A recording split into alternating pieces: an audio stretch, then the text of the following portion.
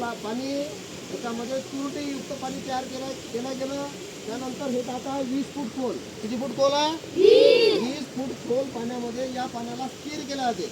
बघा इथून काहीच होत नाही आहे, पूर्ण काठोकाठ भरलेलं आहे. स्थिर पाणी या मशीननं त्याच्यामधलं गढूळ पाणी वेगळं काढून इथं ऋषी तलाव आहे बाजूला, त्या तलावामध्ये यामधलं गढूळ पाणी सोडलं जाते. आणि याच्यातलं स्वच्छ झालेलं पाणी हे आपण जे उभे आहोत या पाईपलाईन मधून 3 हौद आहेत. समोर आपण जे पाहिलं किती हौद आहेत? त्या 3 हौदामधून स्वच्छ होत होत होत त्याच्यामध्ये क्लोरीन टाकून ही जे स्लॅब दिसत आहे, हा जो डाव्या हाताकडे मोठा स्लॅब दिसत आहे बघा सर्वजण, बघा तिकडे डावा, बघा सरळ बघा तो स्लॅब दिसला, चौकोनी स्लॅब.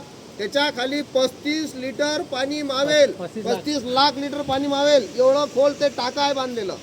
आणि त्याच्यामध्ये पाणी तिन्ही प्रकारातून शुद्ध होऊन पूर्ण कारंजा शहर जो दिसत आहे तिकडे बघा, ते मस्जिद वगैरे दिसत आहे, कारंजा शहराला या शुद्धीकरण केंद्रातून 3 अवस्थेतून पाणी शुद्धीकरण होऊन त्या कारंजा शहराला पाणी पुरवठा केला जाते. समजलं तुम्हाला? क्लोरीन, त्यानंतर स्थिर करणं, ते पहिल्यांदा तुरटीयुक्त पाणी, त्यानंतर पाण्याला स्थिर करणं, स्थिर केल्यानंतर त्या पाण्याला त्याच्यातलं गाळयुक्त पाणी तलावात सोडणं आणि शुद्ध झालेलं पाणी